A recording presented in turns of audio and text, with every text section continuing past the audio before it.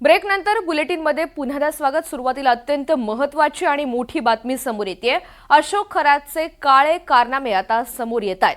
अशोक खरात अघोरी कृत्य कसं करायचा, लोकांकडून पैसे कसे उकळायचा याची धक्कादायक माहिती समोर आली आहे। रिमोट कंट्रोलच्या आधारे नकली सापाच्या हालचालींनी चमत्कार दाखवत तो लोकांची फसवणूक करत होता।